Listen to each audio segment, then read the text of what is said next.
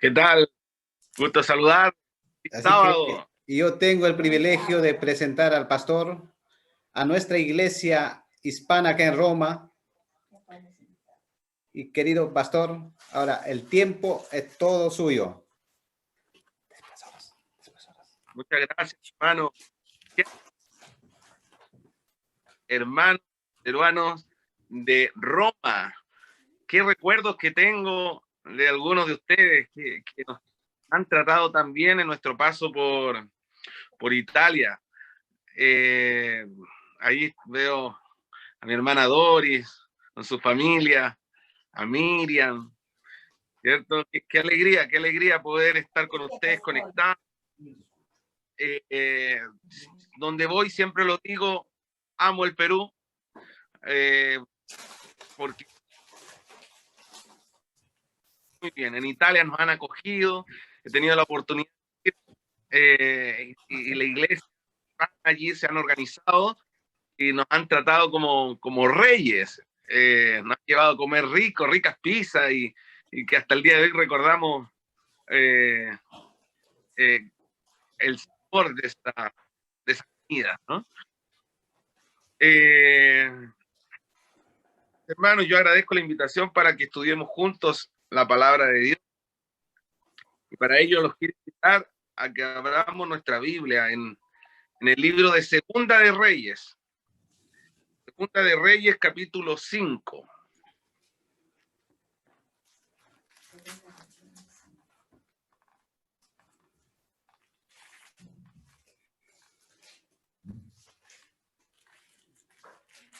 Vamos a los niños pequeños se lo cuentan en las clases para niños desde cuna, les cuentan este relato porque es emocionante, es como para una película. Y sin embargo, la Biblia o la palabra de Dios tiene esa característica que no deja de sorprendernos. Vamos a ver si esta oportunidad Dios nuevamente se manifiesta y nos entrega algún mensaje que nuestra alma necesita. ¿Lo encontraron? Segunda de Reyes 5, sí. 1 en adelante.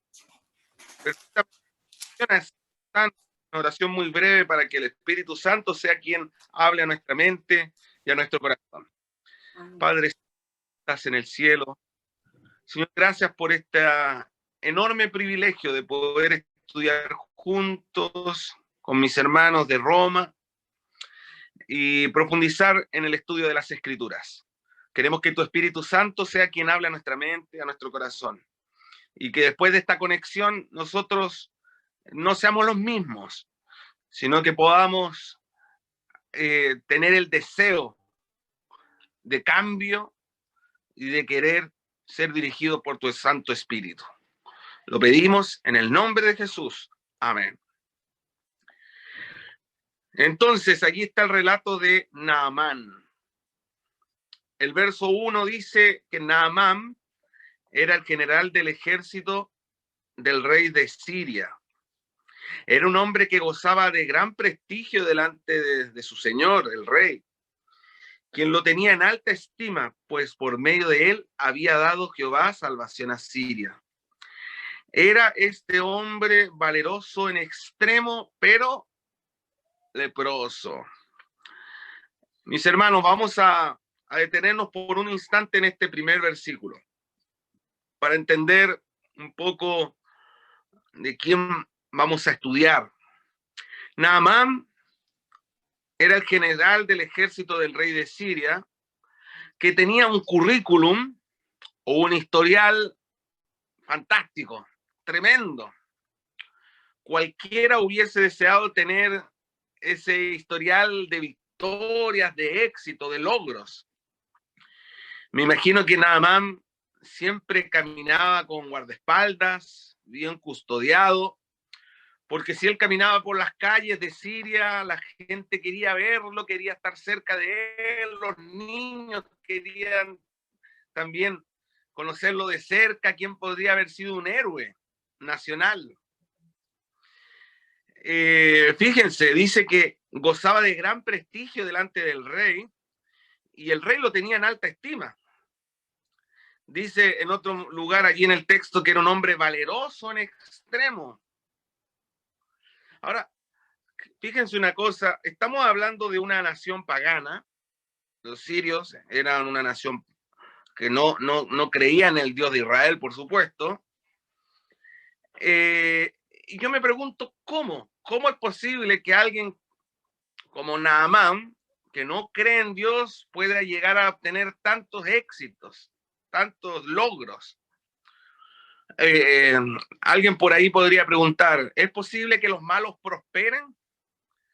¿Triunfen? ¿Cómo es aquello? Porque hoy se repite una situación similar en donde grandes hombres que llegan a ser líderes políticos, famosos, cuando se les ha preguntado cuál ha sido la clave del éxito, en ningún momento ellos han atribuido aquellos logros a Dios.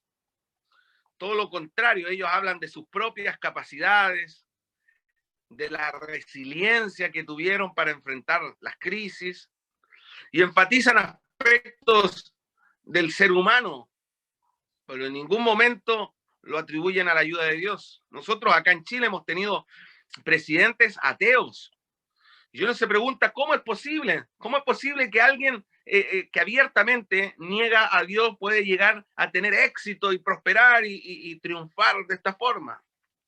Bueno, rápidamente quiero dar una respuesta. Dice, el mismo texto nos da la respuesta. El verso 1 dice, pues por medio de él había dado Jehová salvación a Siria. Miren qué interesante. Aunque este hombre no creía en Dios, de igual forma Dios estaba al control. Jehová estaba allí actuando a través de este hombre. Entonces aquí está la respuesta, mis hermanos. Hay un texto en la Biblia que dice que Dios hace llover sobre buenos y malos. O sea, en otras palabras, aunque una persona crea o no crea en Dios, todo lo que pueda llegar a conseguir es únicamente por la gracia divina, porque Dios se lo permite. Porque imagínense ustedes, imagínense trabajar toda una vida, esforzarse por alcanzar un logro, un título, una profesión.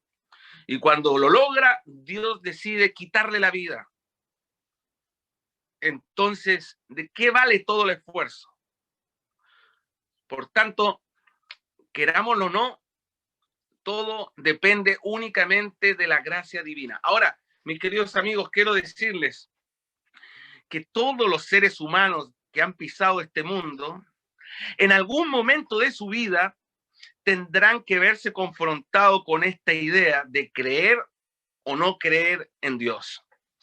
Yo no tengo duda que en algún momento de la existencia humana, todos, absolutamente todos los seres humanos en algún momento han tenido que verse enfrentados con esta idea de creer o no creer. Y en este caso nos vamos a dar cuenta que Naamán tuvo su oportunidad. Y miren, después de que este versículo nos habla maravillas de este hombre,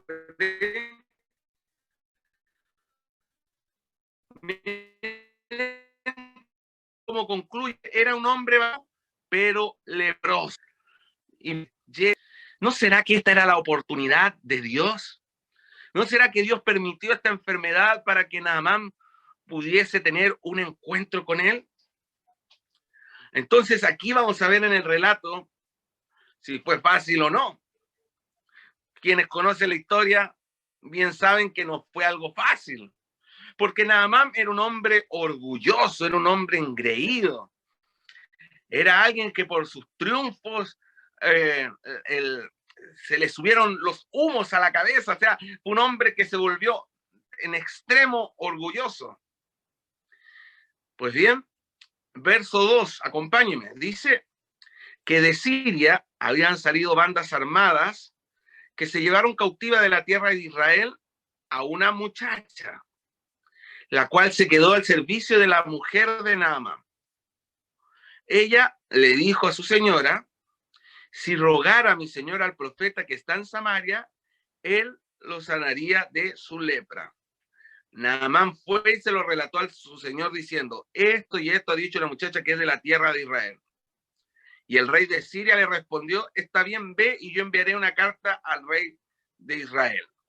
Mis queridos amigos, miren, en estas formas interesantes de cómo Dios procede, una chica, una muchacha, dice la Biblia, llegó a trabajar como sirviente, ¿no? Como ayudante de la esposa de Naamán. Ahora quiero darles un antecedente. Miren, esto está muy interesante. La palabra muchacha para los hebreos se escribe Naar Ketoná. No olvide este dato que yo estoy compartiendo en esta hora. No se olvide. Naar Ketoná. Esa es la palabra en el original en hebreo para referirse a muchacha. Para los hebreos, ¿qué significa Naar Ketoná? Un niño o una niña de aproximadamente unos 12 años de edad. Estamos hablando de un adolescente. Naar Ketoná sería prácticamente adolescente.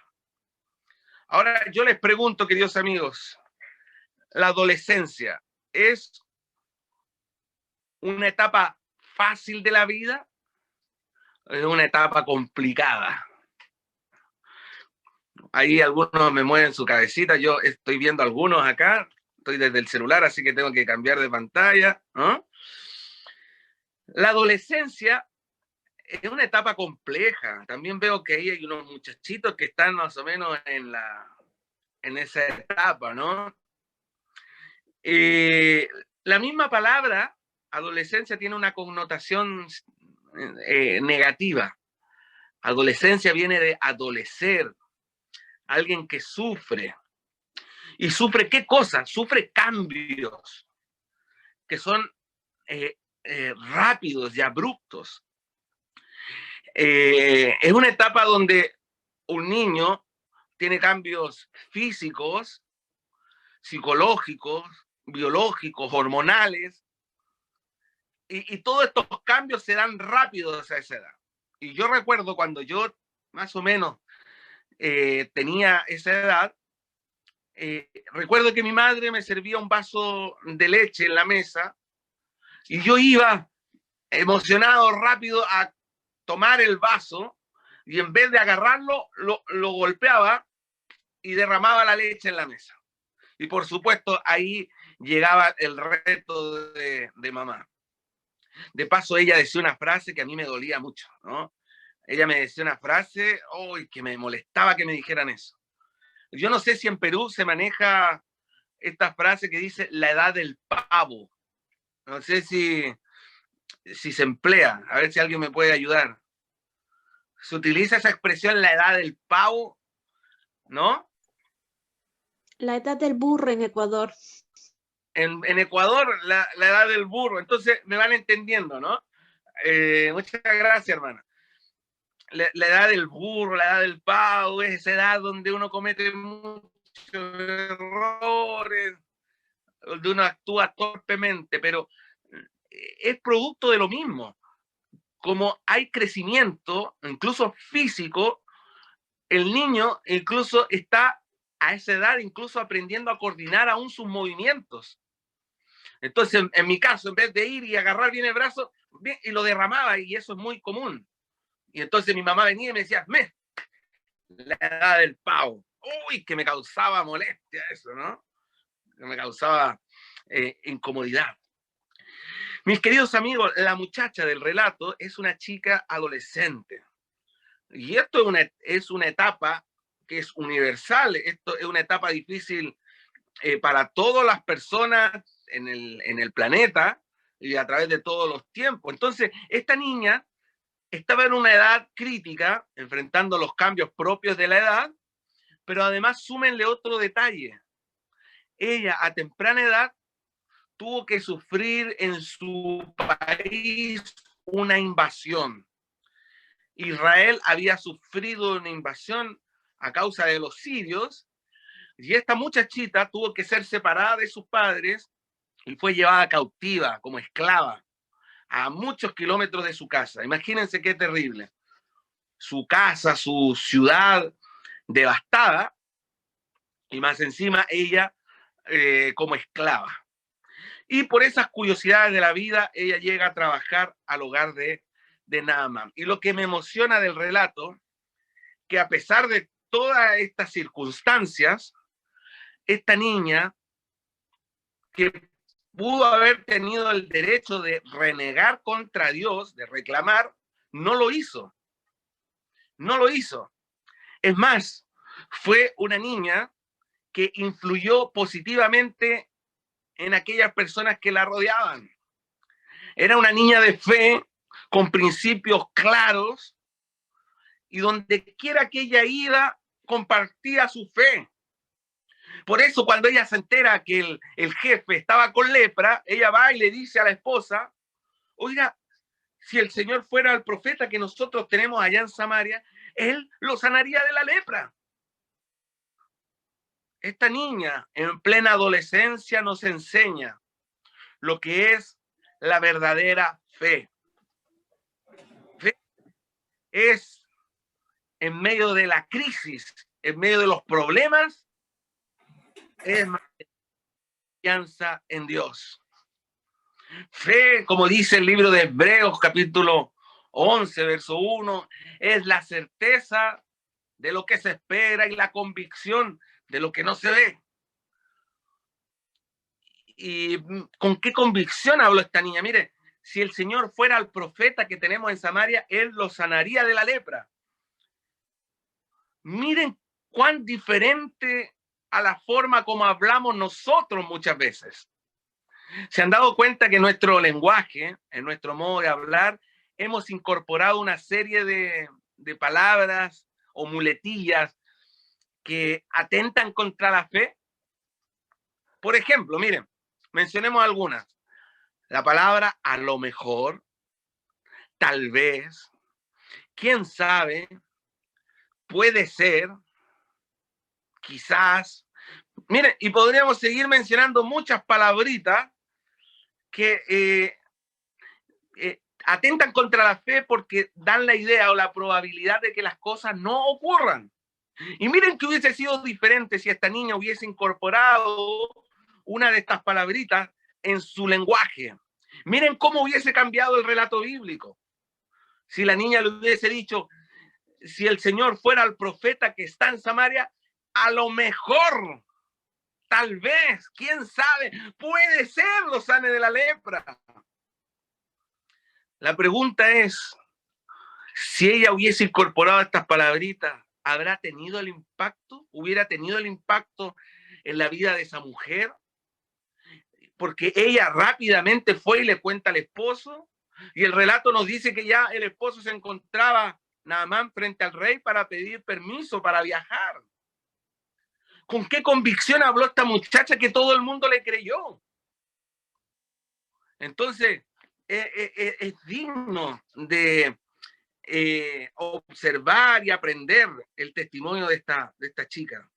Mis queridos hermanos, miren, para ya ir llegando al fin de este pasaje, recuerden ustedes que en aquellos tiempos siempre iba un mensajero rápido a caballo antes, y seguramente llevaba las cartas del rey al rey de Israel, pidiendo ayuda para su general. Y cuando llegan estas cartas donde el rey de Israel y el rey la lee, dice la palabra de Dios, ustedes lo pueden leer más tranquilo después, que el rey de Israel rasgó sus vestiduras. Y ustedes saben que esa expresión tiene que ver con, o la gente lo realizaba cuando estaba pasando por alguna angustia, un problema. El rey de Israel rasgó sus vestiduras y pensó que todo esto era un complot de ataque.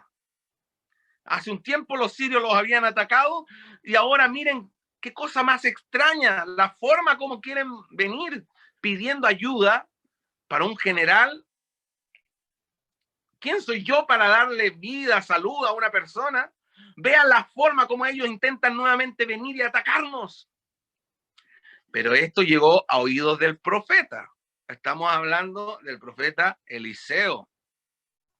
Eliseo le manda a decir al rey de Israel, no, tranquilo, rey, no te impacientes.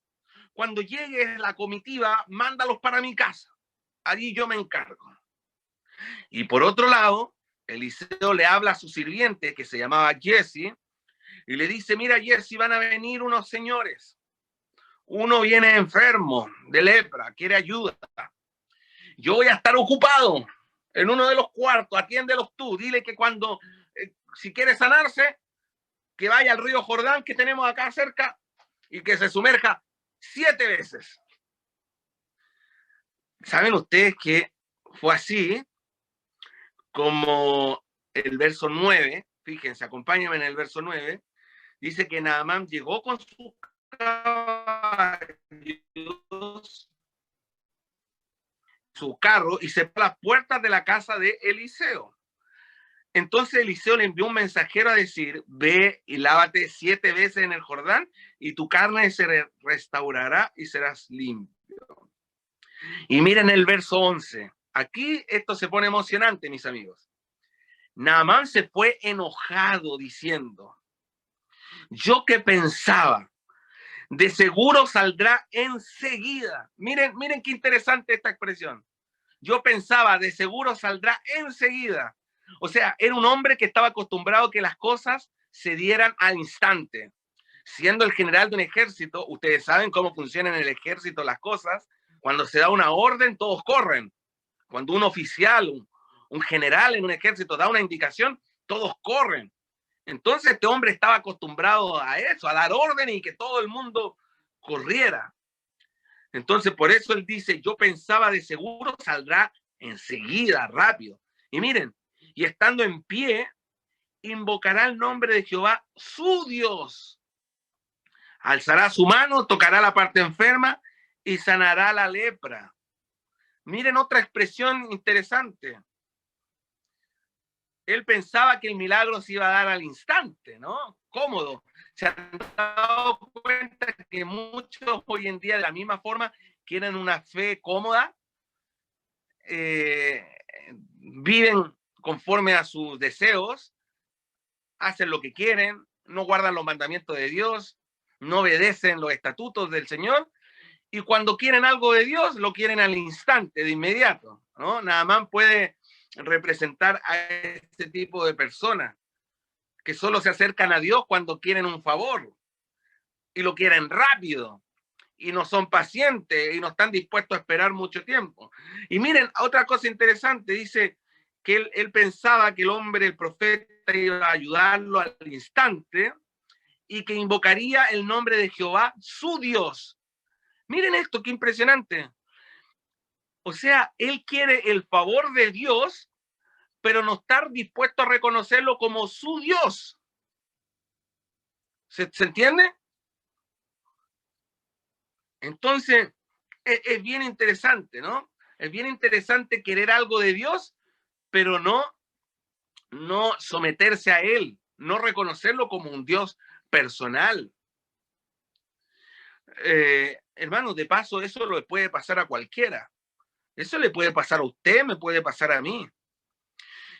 Si nosotros llevamos una vida sin tener una vida devocional, si nosotros no nos consagramos a Dios, entonces nuestros actos, ¿qué están queriendo decir?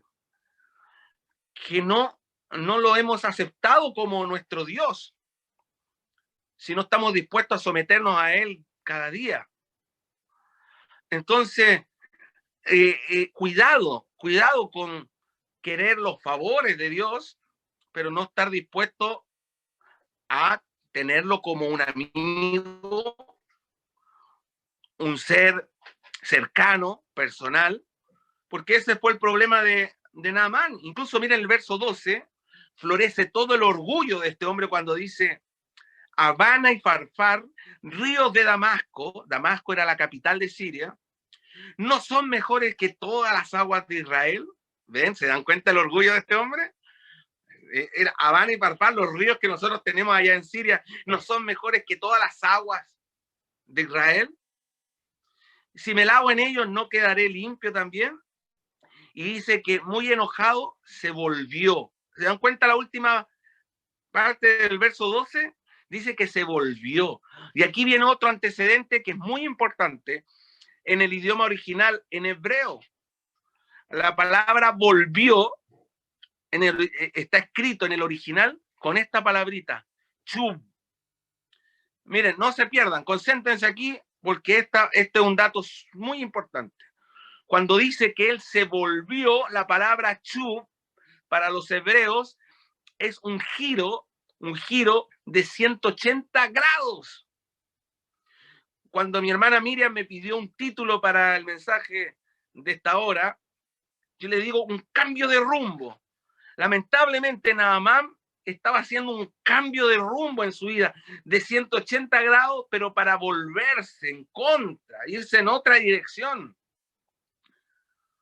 Cuando él estaba allí buscando la ayuda de Dios, pero como no se dieron las cosas como él esperaba, entonces él hace un giro de 180 grados y se vuelve por donde venía. Y menos mal la comitiva que lo acompañaba lo detuvo y le dicen, jefe, por favor, le dicen, jefe, no caminamos tantos kilómetros. ¿No venía usted con una disposición tal a hacer cualquier cosa que le dijeran? ¿Cuánto más ir a sumergirse a un río? No cuesta nada, jefe, vamos, lo acompañamos. ¿Saben ustedes que lo convencieron? Y entonces Naamán, muy malhumorado, molesto, incómodo, fue hasta el río Jordán y estaba allí. Todo esto aparece ahí en el verso 14.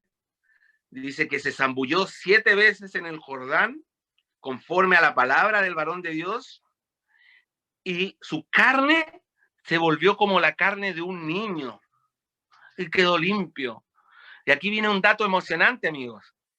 ¿Saben ustedes cuál es la palabra que aparece allí en el original para referirse a niño? En el hebreo, en el original, ¿saben qué palabra aparece allí? Naar ketoná. ¿Les suena familiar esa palabra? ¿Les suena familiar? Naar ketoná, lo dijimos, significaba un niño adolescente. O sea, en otras palabras, el milagro que Dios hizo fue increíble y más de lo que él esperaba. Él iba para sanarse de la lepra. Seguramente había alguna llaga que daba indicios de esta enfermedad. Pero Dios hizo más de lo que él esperaba, porque dice que la piel se le volvió como la de un niño de 12 años. Como un adolescente. Y díganme ustedes, queridos amigos, si no hay diferencia entre nuestra piel adulta con la de un niño adolescente. Vaya que hay diferencia. Uno, con el paso del tiempo, le empiezan a salir arrugas, ¿cierto? Por distintos lugares, manchas, granitos, por aquí, por allá. Nos empezamos a llenar de cosas que es muy diferente a la piel de un niño adolescente. Y miren, queridos amigos, para terminar, el verso 15 dice, luego volvió con todos sus acompañantes donde estaba el hombre de Dios, se presentó delante de él y le dijo, ahora conozco que no hay Dios en toda la tierra, sino en Israel. Miren, vamos a dejar hasta ahí el relato, amigos. Pero miren, qué lindo esto. Primero que nada, el verso, el que acabamos de leer, dice, y se volvió a donde el varón de Dios. Y en el original, en hebreo, aparece nuevamente, menos mal, aparece esta palabrita chub, que significa un giro, lo dijimos, significa un giro de 180 grados. Y este giro sí que vale la pena en la vida de Naamán, porque el hombre que se estaba yendo enojado de vuelta a su país, porque las cosas no se habían dado como él esperaba, entonces ahora él había decidido hacer un giro hacia el varón de Dios. Ese giro vale la pena. Volverse donde el varón de Dios era, en otras palabras, volver a Dios, porque ustedes saben que los profetas eran la voz de Dios para el pueblo. Y de paso, su última expresión que dice, ahora entiendo que no existe Dios en toda la tierra, sino en Israel. Son palabras que provienen del mismo hombre que decía, yo pensé que invocaría a Jehová su Dios. ¿Se acuerdan que no estaba dispuesto a reconocerlo? Ahora él dice, ahora entiendo que no hay Dios en toda la tierra, sino en Israel. En otras palabras, al fin lo estaba reconociendo como el único Dios verdadero. Mis amigos, ¿qué reflexiones podemos sacar de esto? Podemos sacar muchas conclusiones, pero me llama mucho la atención la indicación que Dios a través del profeta le dio a Naamán. Se dieron cuenta, para que ocurriera el milagro, tenía que sumergirse ¿cuántas veces? 7 veces. ¿No les parece extraño a ustedes eso? ¿Por qué no solamente debía sumergirse una vez? O ya, por lo menos 3 veces. Acá en Chile usamos una expresión que dice, la tercera es la vencida, ¿no? Pero ¿por qué 7 veces? Me imagino que cuando este hombre se sumergió la primera vez, se miró las marcas de la enfermedad y ahí estaban. Cuando se sumerge la segunda, la tercera, la cuarta, estaba intacta la enfermedad. Ni siquiera había habido una evolución. No es que se iba sanando de manera progresiva con cada chapuzón en el agua, no. Me imagino que la prueba de fe vino después de la 6ª vez. Porque si después de 6 veces él se sumergió y no ocurrió nada, ¿quién le daba la seguridad que una 7ª vez iba a transformar las cosas? ¿Quién le daba la seguridad? Si en 6 oportunidades no ocurrió nada, ¿quién me da la seguridad que la 7ª vez va a ocurrir? Bueno, queridos amigos, yo no sé si ustedes han escuchado acerca de los absurdos de Dios. Alguien así se atrevió a decir cosas que parecen tan extrañas, absurdas, ridículas, pero que son ridículas para el mundo. Pero para los que creen en Dios son realmente sorprendentes. En la Biblia conocemos muchos relatos, como por ejemplo, cuando Dios le dijo a Moisés que podía hacer salir agua de la peña, de la roca. ¿Cómo de una roca puede salir agua? Eso puede sonar un tanto absurdo, o que llueva pan del cielo, o que te va a proteger una columna de fuego y una nube cuando haya calor.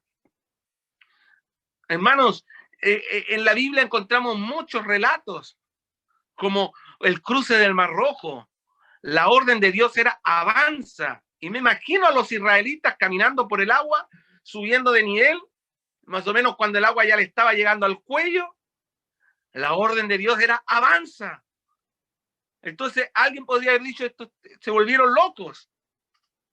Pero cuando Dios dice una cosa, ahí está en juego la fe. Y los israelitas se sorprendieron cuando se empezaron a abrir las aguas y ellos pudieron pasar por aquel lugar. Hermano, podemos ver muchos relatos donde se requirió de la fe. Y cuando Jesús estuvo acá en la tierra, cuántos milagros sorprendentes. Uno que me llama la atención fue cuando los discípulos se vieron en necesidad, no tenían dinero para comprar la comida. ¿Y de dónde sacamos dinero, maestro? Y Jesús le da una indicación a Pedro, le dice, Pedro, anda al mar, saca un pez, anda a pescar, y el primer pez que saque, ábrele la boca, y ahí va a haber una moneda, un estatero, y ahí vas a tener el dinero. Ustedes se pueden poner a pensar en Pedro caminando hacia el mar, pensando en aquella indicación. ¿Le habrá invadido la duda? Pero ¿cómo es posible? Primero, ¿quién me asegura que yo voy a sacar un pez tan rápido? Y entre tantos peces que hay en el mar, ¿cómo justo voy a sacar el pescado que tiene la moneda en la boca? Era un tanto absurdo, una locura. Pero mis queridos amigos, si Dios lo dice, entonces nos conviene obedecer y avanzar sin titubear. En este caso, ¿quién le daba la seguridad a Naamán que la 7ª vez sería el milagro? Bueno, Dios lo había dicho a través del profeta. Y cuando Naamán se sumergió la 7ª vez y sale y estaba con la piel como la de un niño adolescente, entonces él se dio cuenta realmente lo poderoso que es Dios. Mis queridos amigos, por ese motivo yo quiero dejarles a ustedes el desafío para que ustedes vivan de fe, vivan de fe. Si es que hay que hacer un cambio en nuestra vida, como quisimos titular el mensaje de esta hora, si es necesario hacer un cambio de rumbo en nuestra vida, si estábamos yendo en una dirección por la vida sin creer las demandas de Dios, entonces es importante que en este nuevo año que se avecina nosotros podamos hacer cambios, hacer ciertas modificaciones. Por ejemplo, yo pienso en asuntos como la fidelidad del sábado. Y ustedes saben que Dios, ¿qué es lo que dijo? 6 días trabajarás y harás toda tu obra, más el séptimo día, ¿cierto? Es sagrado, es reposo. No puedes hacer obra alguna. Y el sábado comienza el viernes, la puesta de sol, hasta la puesta de sol. Y hermanos queridos, hoy en día, cuando hay más necesidad, cuando el mundo enfrenta una gran crisis y tú estás buscando un trabajo, pero te dicen que tienes que trabajar en sábado, allí va a ser puesta a prueba tu fe. Pero por favor, no trances, no titubees, hazle caso a Dios, quien es el dador de la vida, quien es el proveedor. De la misma forma, Dios nos da indicaciones como la entrega de los diezmos, por ejemplo. Dios dice, como dice el libro de Malaquías, ¿no?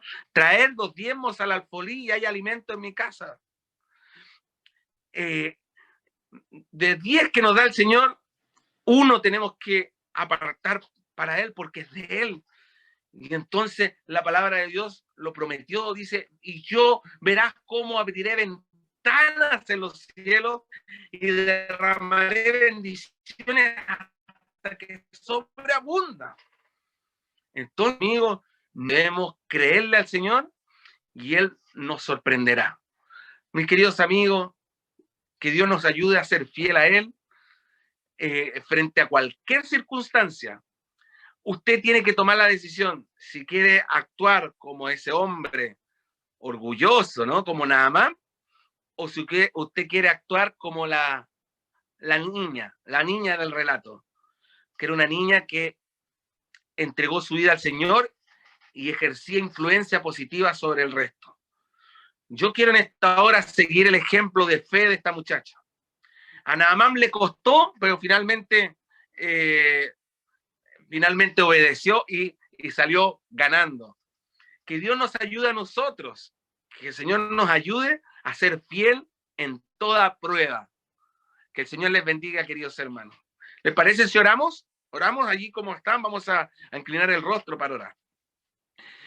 Padre Santo, gracias te damos por este encuentro virtual donde hemos estudiado tu palabra y queremos, Señor, en esta hora implorar que tú nos ayudes a tener la fe de aquella muchacha que en medio de las circunstancias críticas que vivía, ella mantuvo su fe y la compartió con otros.